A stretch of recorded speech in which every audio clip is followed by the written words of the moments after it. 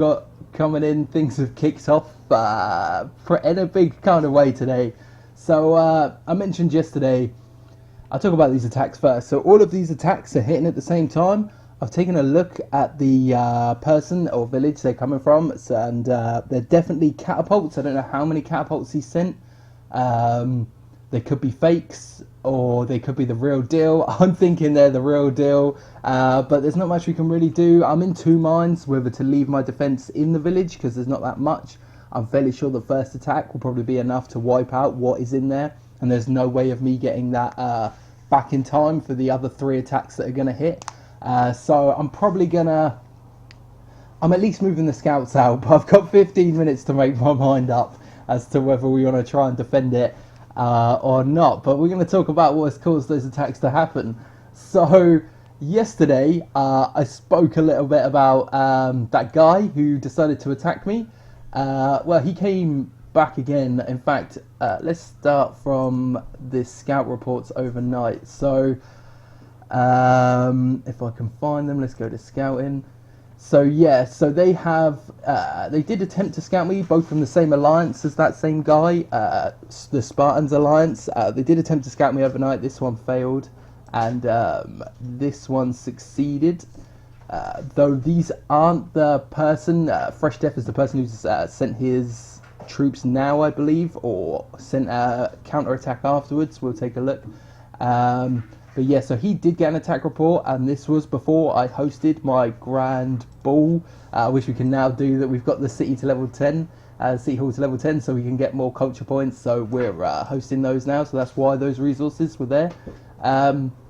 So yeah, anyway, we saw he had 6,000 club swingers yesterday when we looked at that scout report from the attack that he sent. If we can get that up, here we go. So yeah, and we talked about attacking those and the fact that he would have active troop evasion on, so we wouldn't be able to hit them, unfortunately. But what he did do is make a huge mistake and decide to attack me with all of his club swingers today. This is the report. So he sent 8,390 across, along with his 450 TKs. I moved everything out, made sure he didn't get any resources, so he didn't get anything there. Did kill all of our wildlife. I'm a little bit disappointed about that, but this is going to make up for it in a huge way. So what we did, active troop evasion, when the troops, for them to leave the village to dodge an attack, they have to have been in the village for a while before you can send them back, before they will leave the village from the attack that's coming in. So if we follow his troops home and make sure our attack hits as his troops arrive back from the attack from us, we can make sure we definitely hit those troops and they definitely take that damage. So this is what we did. It took me about 20 minutes to work out the timing. I worked out that his troops would arrive back home at 8 minutes and 28 seconds past 7. So we sent our 550 Imperatoris across, and they hit at 29 seconds past 8 minutes past 7. And this is what we did. Our 550 troops managed to kill 3,000 of his club swingers and a couple of other little bits there, some catapults and rams. So we picked up a massive 4 hero levels, I think. We'll take a look. Yeah, our heroes got 8,700 fighting strength now, level 18. Yeah, I think we had 20 points to spend, so maybe even 5 levels we picked up from that. And if we take a look at this, yeah, 4,000 attackers points from that attack. So we only lost 550 troops. What we can actually do is run that. We're going to take a look at the report again, because I'm pretty happy with this. It's quite a nice report. It's quite a nice report. Shame we didn't get any resources and no troops came back, and that we didn't get a few more kills on his clubs, but he is still going to be majorly pissed off. Which explains the attacks I've got coming in now, I should think. So after that, we did receive another attack from another member of his alliance, this Fresh Death guy, the one who scouted us.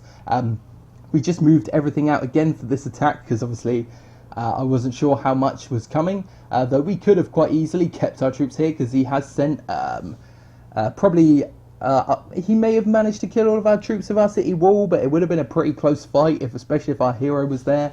It'd probably been pretty even. We'd have both probably lost all of our troops, and I think I am going to move them out in 11 minutes. But I've got to come up with a plan with this village now, because it depends how persistent they're going to be on getting revenge for that attack. Because I don't know whether they're going to continue trying to catter this village down. So I may just offer it up and just be like, hey guys, does anyone want to try and center this village? Just so that will free up an expansion point for me now, so I can start building another feeder village around this 15C straight away. We've got the residents to level 10 over in our 4th village, so we just need to build the settlers there, and we can get that down. We're not too far off the culture points for our 5th village either, but we probably want to get that. I don't know, it's going to have to be a decision I make. I'm going to think about it overnight and then try and come up with a plan, because it's going to be extremely difficult for us to even try and defend this village now. And we don't just want it cattered down to sort of 100 population, because then no one's even going to want to senator it. So it's just going to be stuck there, and we're not going to want to build it back up again. We just want that expansion slot back over with our other villages. But I'm really happy with how that attack went. Let's take a look at, we will get up Travian battle, if I can spell correctly, battle report. We can see, here we go. I think we'll be able to see the amount of resources we lost compared to the amount of resources he lost from this attack. There we go. And yeah, there we go. So we lost 775,000 resources. He lost 1.1 million resources. So definitely a better attack for us. Just in pure resources lost. We managed to also gain 4,000 experience for our hero, which is brilliant. And we can take a look over here and see that we are now rank 160th in the attacker ranks, which is brilliant. Like, we love to climb the attacker ranks. I'd rather be in the top 100 attackers than top 100 population, but we are obviously going to aim for top 100 population too. Because of all this, we have now lost our raiding troops. This village is effectively useless other than for hosting parties and sending resources across to our 2nd village for us to build troops. We've got 8 minutes. I don't know whether anyone's in chat, but I could do with some advice on whether you should think I should move these troops or not. It's pretty much 50-50. If I'm going to offer up the village for a senator, then I shouldn't move the troops, because it doesn't matter if we lose them. But if I don't move them and they don't watch the stream, so they don't know what's happening, they won't know how many defensive troops I've got, and it may make them wary about trying to continue to catapult the village down. And also I can continue to add to these defensive troops to try and stop them from catapulting the village down. So it's basically a question of, do we want to fight for this village, or do we want to just give it up? If we want to give it up, we should really talk to them sooner rather than later and let them know that that's an option. I can't see anyone who wouldn't be up for that. We can see that our 2nd village is now coming up to all the wheat fields level 10, so we're going to have to make this our capital soon anyway.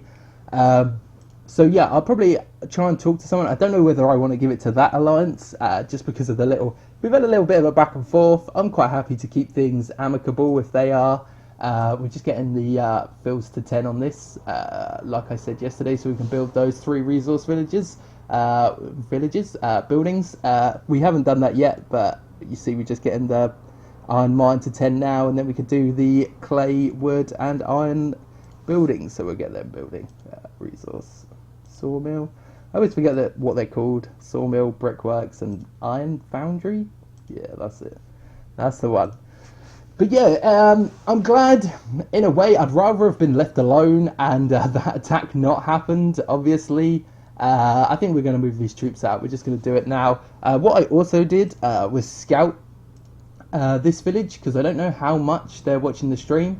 So before I moved all of my troops out to dodge the attack, which we can see here, I scouted this village just to make sure they hadn't put a load of defense in this village and the attack was a decoy to try and get me to attack this village to move my troops out, but they put a load of defense in there and then I end up killing all my troops for no reason. But no, yeah, it was safe to do so, so that's what we did. We moved them across. We're going to do the same now. We do have time to scout it, I think, before the attack hits, but I'm not sure whether we got time to scout it and the troops to get back. 6 minutes. We're going to assume that they haven't done that because they didn't do it last time and just keep our fingers crossed. So if I can get it to actually click. For some reason when I'm streaming it makes it more difficult to click on these villages. So we're going to move them out. I'll make a decision overnight as to whether I want to offer this village up to anyone to senator. It does mean we're going to take a massive hit in population, but we shouldn't be worried about population. We're playing a long-term game. We've got everything sort of set up how we want it now with our 15 cropper, and we're going to be producing a lot of wheat and troops over there. So this village is more of a hindrance than it is anything else, especially if we're wasting time trying to defend it. We'll take a look at the plus graphs. This is going to shoot up massively. You can see the little defense attack from there yesterday, those points we picked up. But this is going to fly up another 4,000, so we're going to see a massive peak in this graph tomorrow. Ranks obviously dropping, but if we give up that first village, I don't know how long for. It's going to take us, it's going to set us back a couple of days. I will keep trying to talk for the next 5 minutes so you can watch these counter attacks come in with me, just to see what sort of hammer they hit with and what sort of damage they do. So we'll move on to the other villages. We've continued to build Empyreans and Caesarists here. We're going to keep these out of the little battle we've got going on at the moment. We don't want to get involved with that with these troops. There's not enough there yet. We've been leveling them up in the forge. That's something you want to do. They all need to be level 20 really, as soon as possible. And we've been continuing on getting the academy up so we can start building the siege workshop to get the catters and rams down. We're going to continue. What I do is I wait for the wheat to fill up and then redistribute the resources using the gold, because obviously that's the most cost-effective way of doing it. Anything that saves gold saves money, which is great because I do not have an endless supply of money, unfortunately. And yeah, we'll take a look at the third village. Nothing much here. We used the third village today to feed the fourth village to get the residents up to level 10. I've just got back in from work, so I haven't spent these resources, but it was pretty clutch watching that attack coming in and then trying to time it perfectly. What I did to do that was I used that website I've spoken about before, Getter Tools. That told me how long it would take for club swingers to reach his village from my village. I did that under the search inactives section and put the population change to 2,000 just so it showed all villages around me.